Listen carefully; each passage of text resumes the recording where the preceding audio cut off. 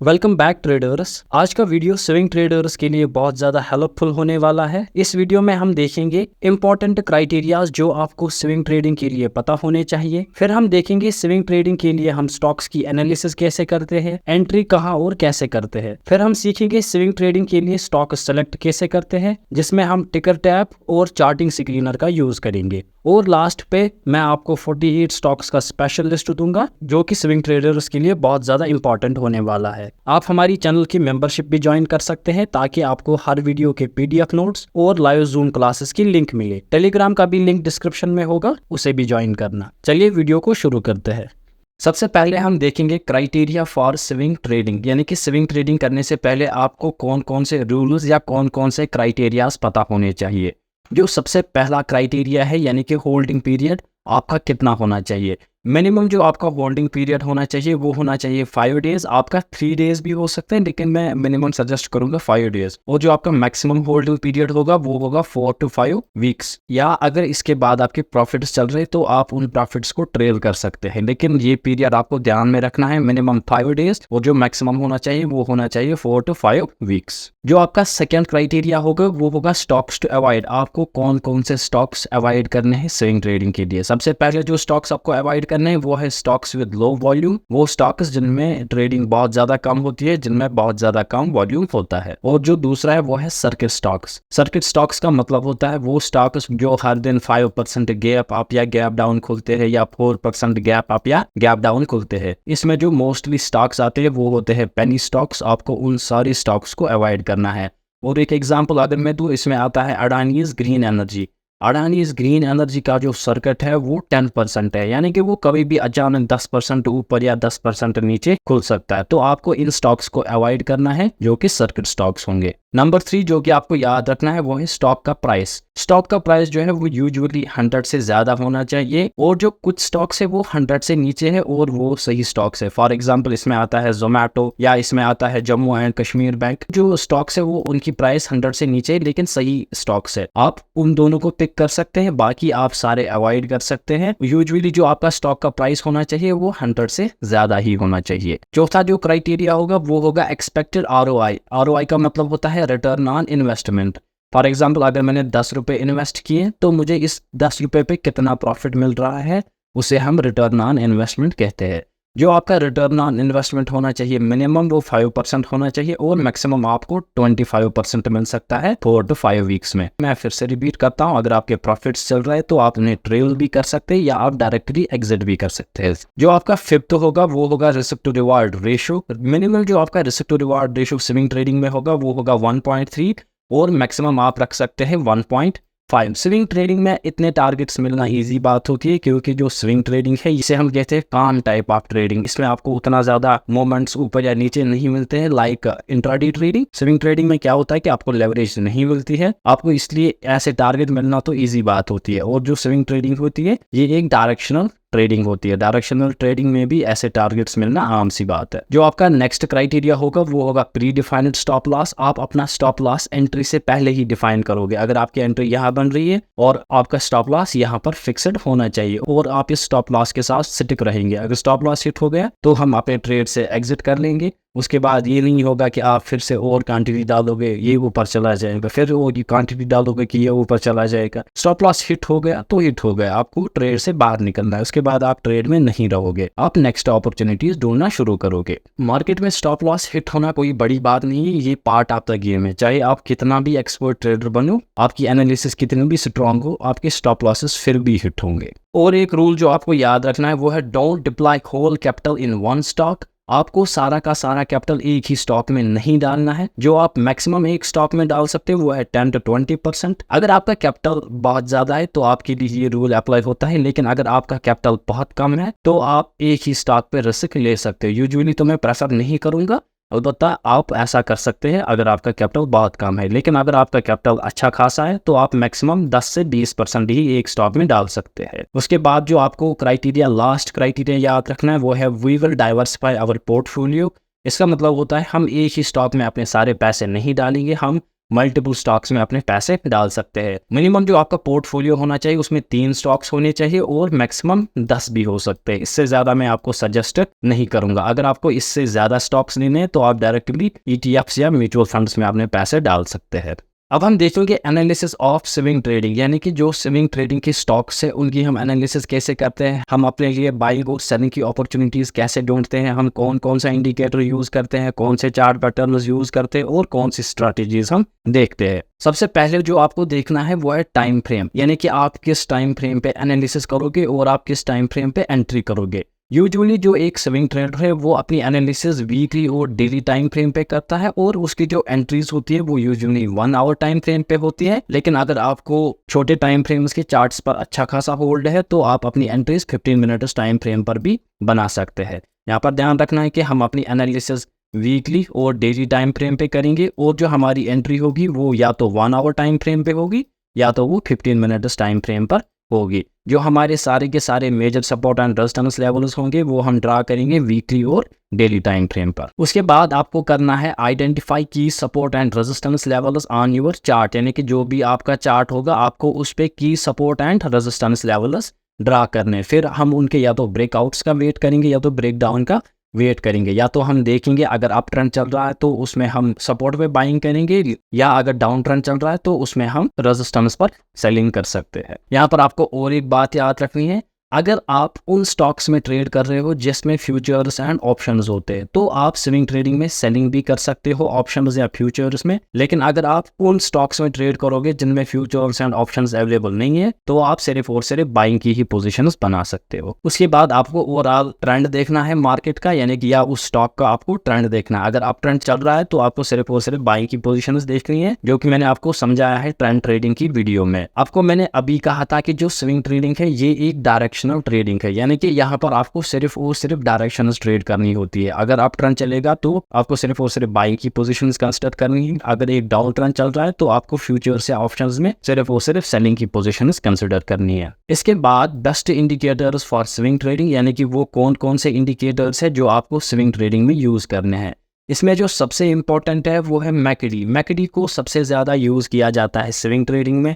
उसके बाद RSI, उसके बाद बॉलिंजर बैंड्स, फिबोनाची टूल, और हम मूविंग एवरेजेस में यूज करेंगे 50 डेज मूविंग एवरेज और 200 डेज सिंपल मूविंग एवरेज। आपको याद होगा कि मैंने 200 मूविंग एवरेज की वीडियो में आपको कहा था जब प्राइसेस 200 डेज मूविंग एवरेज से ऊपर होते हैं तो हम समझते हैं मार्केट बुल्स के कंट्रोल में है, और जब 200 डेज सिंपल मूविंग एवरेज से प्राइसेस नीचे होते हैं तब हम कहते हैं मार्केट में बियर्स कंट्रोल में है। तो आपको यही सब इंडिकेटर्स यूज करने हैं, इससे ज्यादा आपको कोई भी इंडिकेटर यूज नहीं करना है। इतने इंडिकेटर्स काफी होते हैं स्विंग ट्रेडिंग के लिए। इसके बाद है चार्ट पैटर्न्स, जो कि आपको स्विंग ट्रेडिंग के लिए यूज करने हैं। सबसे पहले जो आपको चार्ट पैटर्न सीखने हैं या देखते हैं वो है डबल टॉप और डबल बॉटम। उसके बाद हेड एंड शोल्डर पैटर्न्स, इसमें आएगा सीधा हेड एंड शोल्डर पैटर्न और inverted head and shoulder pattern. Head and shoulder patterns की सबसे ज्यादा वर्किंग प्रोबेबिलिटी होती है स्विंग ट्रेडिंग में। डबल टॉप और डबल बॉटम की सिर्फ 66% वर्किंग प्रोबेबिलिटी होती है। ये 36% टाइम्स जो है या 34% टाइम्स जो है वो फेल हो जाता है। उसके बाद आपको देखने हैं फ्लैग चार्ट पैटर्न्स, यानी कि जब भी आपको दिखे एक बड़ा सा मूव है आपको डायरेक्टली एंट्री नहीं लेनी है। जैसे ही आपको दिखे एक रिट्रेसमेंट या पुल बैक आ रहा है in the form of flag chart pattern, फिर उसके बाद अपनी आप एंट्रीज बना सकते हो। और आपको देखने हैं ट्रायंगल पैटर्न्स। ट्रायंगल पैटर्न्स में आपको सीखना है ascending triangle pattern, descending triangle pattern और सिमेट्रिकल ट्रायंगल पैटर्न। इससे ज्यादा चार्ट पैटर्न्स किसी भी काम के नहीं है, इतने चार्ट पैटर्न स्विंग ट्रेडिंग के लिए काफी होते हैं।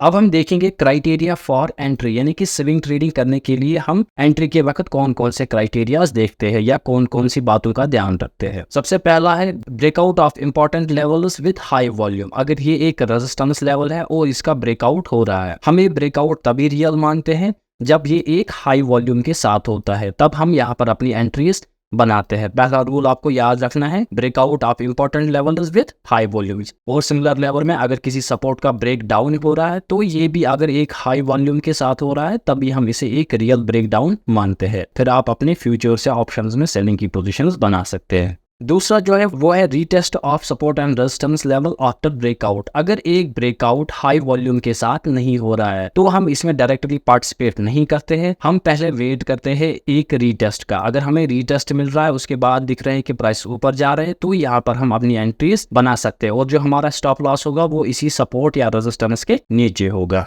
जो आपको थर्ड बात याद रखनी है वो है फ्लैग पैटर्न फॉर्मेशन इन हाई मोमेंटम स्टॉक्स। अगर एक स्टॉक कंटिन्यूअसली अप ट्रेंड या एक डाउन ट्रेंड में जा रहा है तो हम सीधे ही हम ग्रीन कैंडल्स में नहीं घुसेंगे, हम डायरेक्टली अपनी एंट्री नहीं बनाते। सबसे पहले हम वेट करते हैं एक पुल बैक आएगा जिसमें हमें 2-3 रेड कैंडल्स मिलती है या 5-10 भी मिल सकती है, या हमें एक ही रेड कैंडल मिल सकता है। फिर हम उन पे एक ट्रेंड लाइन ड्रा करते हैं। जैसे ही इस ट्रेंड लाइन का ब्रेकआउट होता है हम यहाँ पर अपनी बाइंग की पोजीशंस बनाते हैं और जो हमारा स्टॉप लॉस होता है वो प्रीवियस रेड कैंडल के लो पे होता है या उस लो के नीचे होता है। ये वाली स्ट्रैटेजी हम हाई मोमेंटम स्टॉक्स में यूज करेंगे। जो चौथा होगा वो होगा रीटेस्ट ऑफ 200 डे और 50 days simple moving average after breakout. अगर 200 डेज सिंपल मूविंग एवरेज या 50 डेज सिंपल मूविंग एवरेज का ब्रेकआउट डायरेक्टली हो रहा है तो यहाँ पर भी हम ट्रेड नहीं करते हैं, पहले हम वेट करते हैं रीटेस्ट का। यहाँ पर भी आपको याद रखना है, अगर हाई वॉल्यूम के साथ ब्रेकआउट होगा तब हम उसे रियल मानते हैं, अगर हाई वॉल्यूम के साथ ब्रेकआउट नहीं हो रहा है तब हम रीटेस्ट का वेट करते हैं। सिमिलरली अगर डाउन ट्रेंड में हाई वॉल्यूम के साथ ब्रेक डाउन हो रहा है तब हम डायरेक्टली ट्रेड करेंगे, अगर हाई वॉल्यूम नहीं है तो तब हम रीटेस्ट का वेट करते हैं।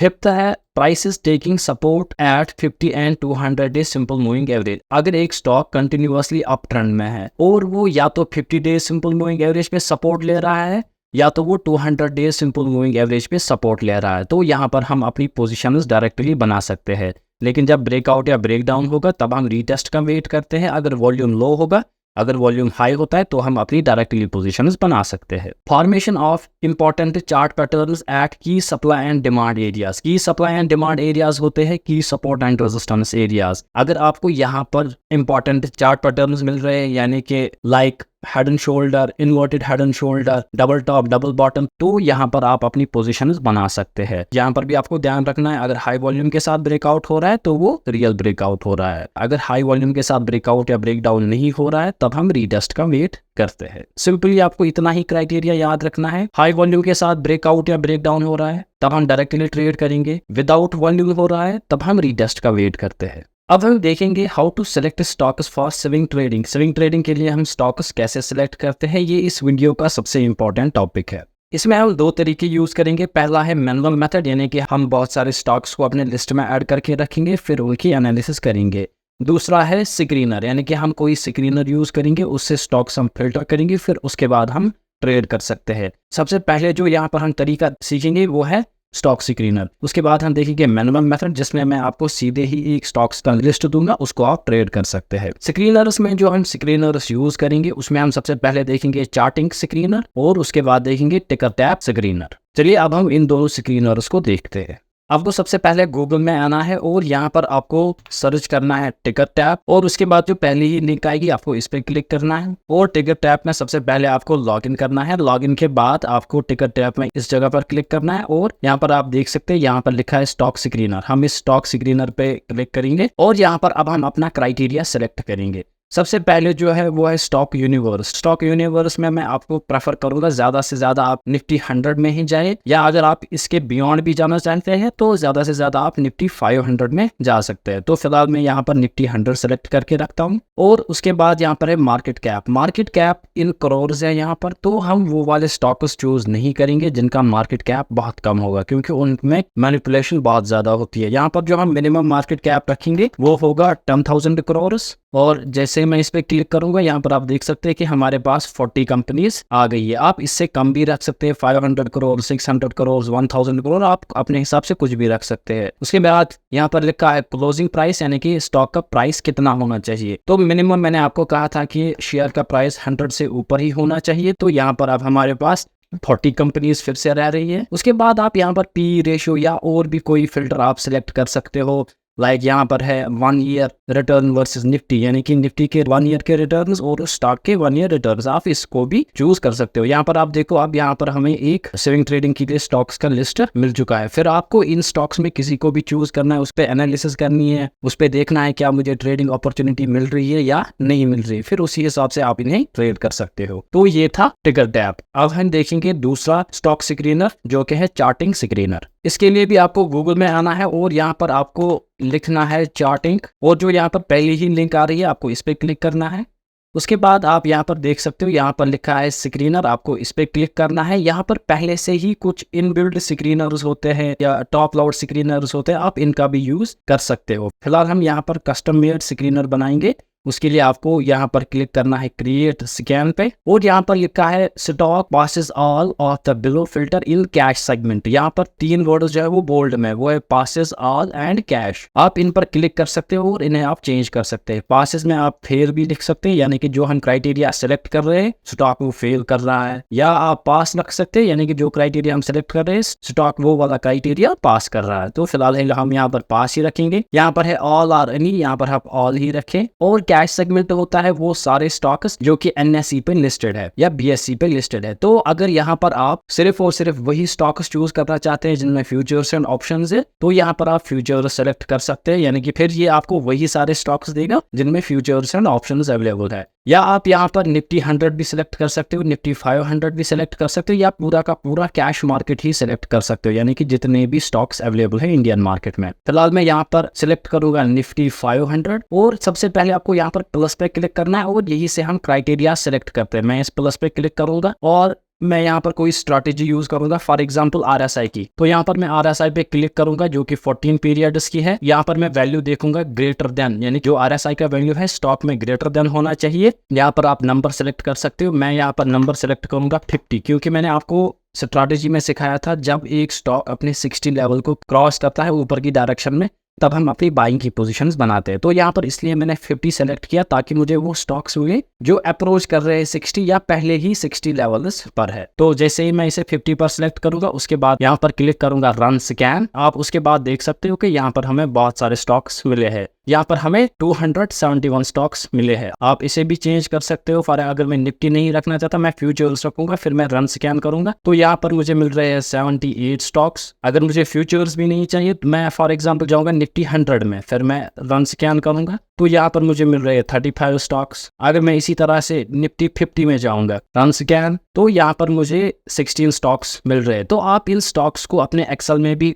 डाल सकते हैं, या आप इन्हें डायरेक्टली कॉपी कर सकते हो या स्क्रीनशॉट ले सकते हो, जैसे आपको दिखे कि मुझे एनालिसिस करनी चाहिए या मुझे अपना डाटा सेव रखना चाहिए। तो इनमें से फॉर एग्जांपल अगर मैं किसी स्टॉक को देखूं, फॉर एग्जांपल मैं देखूंगा अडानी एंटरप्राइजेस को, तो मैं इस पर क्लिक करूंगा तो यहाँ पर नीचे आप देख सकते हो जो इस वक्त आरएसआई का वैल्यू यहाँ पर नीचे चल रहा है वो है 61, या आप डायरेक्टली इस चार्ट को अपने ट्रेडिंग व्यू सॉफ्टवेयर में खोल सकते हो। तो ऐसे आप स्क्रीनर का यूज कर सकते हो डिफरेंट स्ट्रेटजीज टेस्ट करने के लिए और उसी हिसाब से अपना स्टॉक ढूंढने के लिए। अब हम देखेंगे मैनुअल लिस्ट ऑफ स्टॉक्स जो कि हम स्विंग ट्रेडिंग के लिए यूज़ करते हैं, या ये वाला वो तरीका है जिसे मैं पर्सनली यूज़ करता हूँ। ये मैंने एक लिस्ट बनाया है स्टॉक्स में, अगर मुझे इनमें स्विंग ट्रेडिंग की अपॉर्चुनिटी मिलती है तब मैं इनमें ट्रेड करता हूँ। इन स्टॉक्स को मैंने अपने वॉच लिस्ट में रखा है। तो ये रहा ये लिस्ट, और इस लिस्ट में तकरीबन 48 स्टॉक्स है। इसमें इंपॉर्टेंट स्टॉक्स है, वो वाले स्टॉक्स है जो अच्छा खासा मूवमेंट देते हैं, वो वाले स्टॉक्स है जिन्हें ज़्यादातर मैनिपुलेट नहीं किया जा सकता, और इसमें बहुत सारे वो भी स्टॉक्स है जिनमें फ्यूचर्स एंड ऑप्शंस आपको मिलेंगे। तो यहाँ पर कुछ हम स्टॉक्स देखेंगे, इसमें कौन कौन से, फॉर एग्जांपल बायोकॉन है, इसमें एसबीआई बैंक है, इन्फोसिस है, Eicher Motors, Ashok Leyland, JSW Steel, Precol, Granules, Britannia, Ambuja cement, SI, Marico, BPCL, NMDC, HPCL, Bandhan bank, Petronet LPG, Cipla, Zydus, Astral LTD, Kalyan jewellers, SBI cards, Kotak Mahindra bank, Bajaj Finserv, Siemens, power grid corporation, Jindal steel, SBI bank, HDFC bank, ICICI bank, bank of Baroda, Axis bank, IndusInd. तो यहाँ पर बहुत सारे stocks है। तो ये बड़ी list है। ये जो सारे स्टॉक्स इस लिस्ट में है बहुत ही इंपॉर्टेंट स्टॉक्स है, और इनमें अच्छा खासा मूवमेंट भी आता है, और इनमें आपको अच्छा खासा रिस्क टू रिवॉर्ड रेशो भी मिलेगा। और ये जो सारे स्टॉक से एक डायरेक्शन में जा रहे हैं, यानी कि अप ट्रेंड में आधे जा रहे होंगे, आधे डाउन ट्रेंड में जा रहे होंगे। साइडवेज मार्केट में बहुत ही कम स्टॉक यहाँ पर आपको मिलेंगे। तो आपको इस लिस्ट को अपने कंप्यूटर में सेव करना है, इसका स्क्रीनशॉट लेना है और सिर्फ एक ही स्टॉक्स में आपको स्विंग ट्रेडिंग करनी है। या अगर आपको इनसे बाहर निकलना है तो आपको मैंने स्क्रीनर भी सिखाया है, आप उस स्क्रीनर का भी यूज कर सकते हैं डिफरेंट स्ट्रेटेजीज के लिए। बस इतना ही था आज के इस वीडियो में। मैं उम्मीद करता हूँ आपको ये वाला वीडियो भी अच्छा लगा होगा। So make sure to like, share and subscribe. मैं मिलता हूँ आपसे नेक्स्ट वीडियो में।